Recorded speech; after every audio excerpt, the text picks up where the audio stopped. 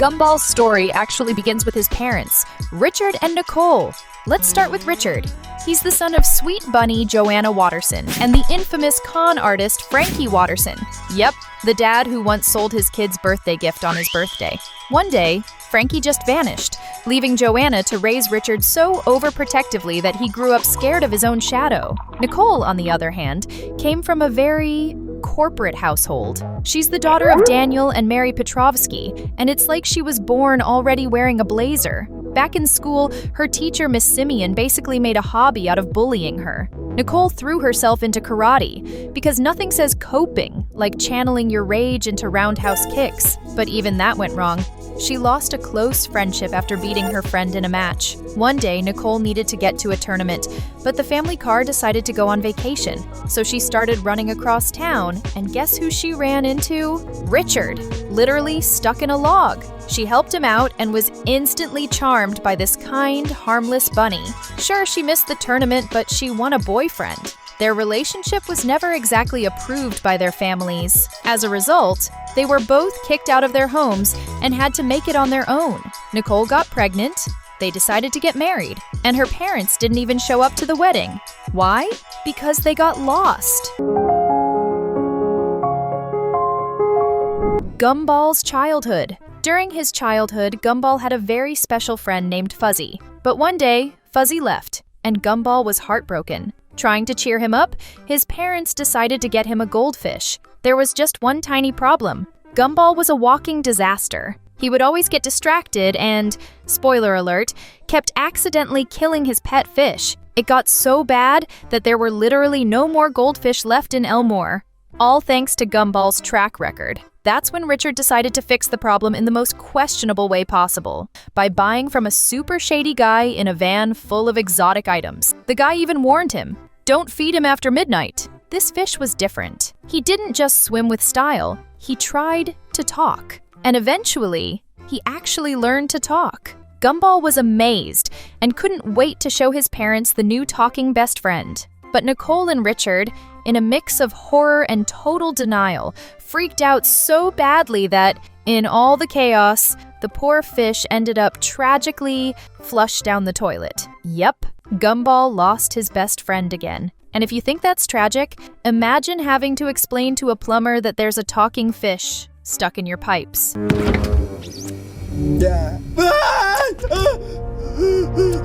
Darwin's Adoption. But Darwin wasn't okay with that and decided to make his way back to find Gumball. Along the way, he developed lungs, legs, and a strong will to reunite with his best friend. And from that moment on, they've been absolutely inseparable. That's when the Watterson family officially adopted the little goldfish, who now became their middle child. And together, he and Gumball cause all kinds of chaos for Richard. Even though things worked out in the end, Darwin's journey back to Gumball was extremely painful and challenging. He had to learn to speak fish, grow new body parts, and he almost got replaced. Yep, because the Wattersons had literally just gotten into the car to go buy another goldfish for Gumball.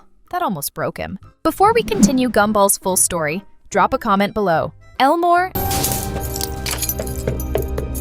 Anais' childhood. The Watterson family was already a cozy, chaotic mess. And then came Nicole's second pregnancy. That's when Anais was born, a sweet-looking bunny on the outside, but a tiny evil genius on the inside. She was absurdly smart from the time she was a baby. But the scariest part? She always found a way to sabotage her brothers. Tired of constantly being outsmarted by a baby with the IQ of a NASA scientist, Gumball and Darwin came up with a master plan straight out of a cartoon villain's handbook. Ship Anais away in a box. That's right. They packed up their baby sister, hoping someone, hopefully on another continent, would find her and adopt her. But just as their evil plan was in motion, guilt kicked in. Unfortunately, it was already too late. The box had made it all the way to the Elmore dump. In a panic, the two launched a rescue mission. And after lots of drama, garbage, and running around, they managed to save Anais. That's when,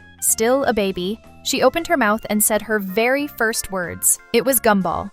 Yep, she snitched from day one. And that's when the real story of the amazing world of Gumball kicks off. with all three siblings starting school together. Anais, being a total genius, skipped several grades and ended up alone in most classes. I mean, no kid her age could solve calculus while sucking their thumb. Still, Gumball and Darwin never left her alone. In fact, hanging out with those two so much led Anais to develop a peculiar little habit. Every time someone in the family did something dumb, which happened, every 3 minutes, she'd slap her forehead. Result? A light childhood nervous breakdown. But hey, nothing a little therapy and some semi-controlled chaos in Elmore couldn't fix.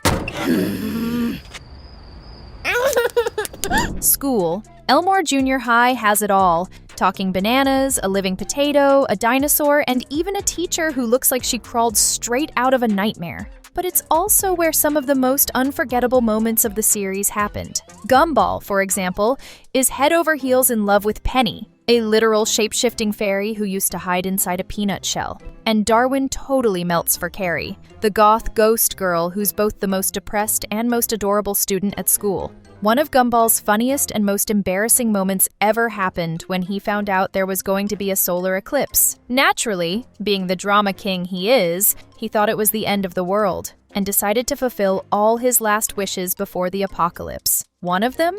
Marry Penny, with a donut instead of a ring and everything. But when the big moment came, Penny gave him a nice, solid, maybe in 20 years. And just to make things worse, there's the father-in-law. Penny's dad could not stand Gumball. No matter how hard he tried to be the perfect future son-in-law, flowers, flattery, rehearse speeches in front of the mirror, the result was always the same: approval. The ironic twist? The more Gumball tried to win him over, the more Penny fell in love with him. And just when you thought it couldn't get more awkward, here comes Leslie, a student who did everything with Penny.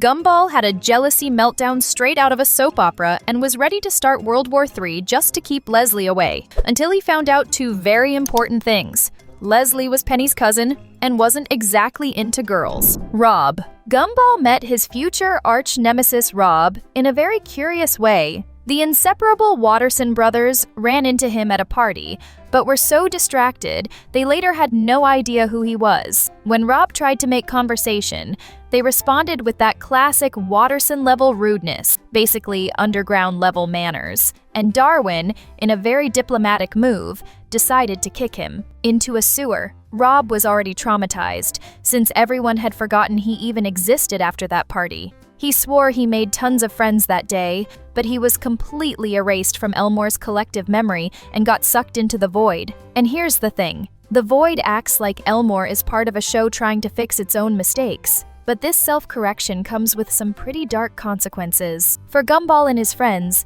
facing the void is like fighting against cancellation itself. It's a battle to keep existing in a world that can delete you with a single keystroke. Gumball and Darwin eventually discover the void and realize it's actually a time glitch. With the help of Mr. Small, they set off to rescue Molly, another forgotten character who had been swept into it. When they finally escaped, Rob clung to their van to escape too. But there was a side effect. He lost his original appearance and came out all warped and distorted. Full of resentment, Rob officially declared himself Gumball's archenemy. He started cooking up evil plans, all of which failed hilariously, of course, until one day, he got his hands on a super powerful remote control, straight out of a click-style movie, that could rewind time, erase characters, and basically rewrite the entire show. With it, Rob turned Gumball's life into a cinematic nightmare. He made Nicole and Richard file for divorce, and even made Gumball kiss another girl right in front of Penny.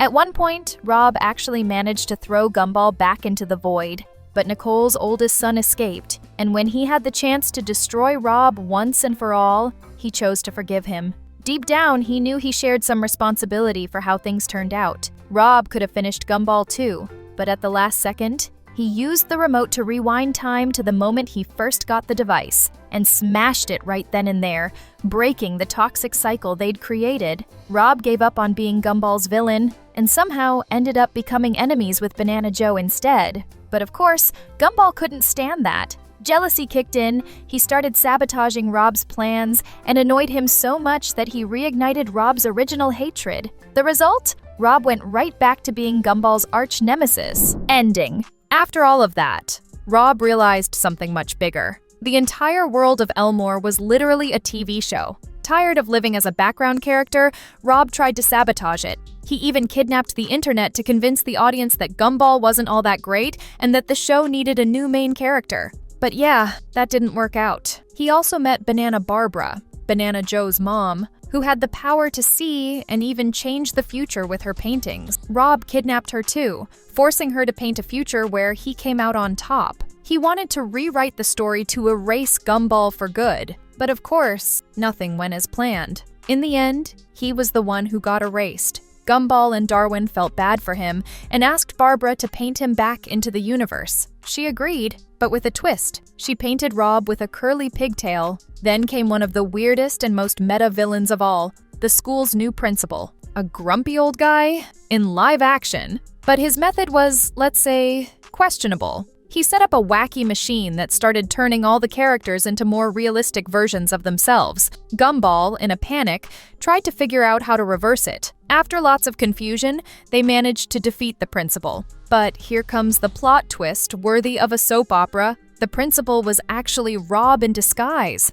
The arch-rival started explaining his side of things, saying he wasn't just a villain with no purpose. In his mind, he was doing it all for the greater good. He truly believed the world of Gumball was coming to an end and that the show would be canceled. So he thought, why not update everything to a live-action version? Maybe that way they'd survive longer, like a new series. But no one wanted to hear it. Instead, they gave him a good old-fashioned beatdown and left him unconscious on the floor. And Rob wasn't totally wrong. The end of the world really did come. The ground cracked open into a massive void, right beneath his feet. Rob was the first to be sucked in. That was the end of Gumball, at least for now. Now all we can do is wait for the next crazy chapter of this story and hope no one ends up stuck in the void again. And if you love the world of Bluey and animated shows, we've got 2 awesome videos you'll definitely want to check out. Thanks for watching and see you next time!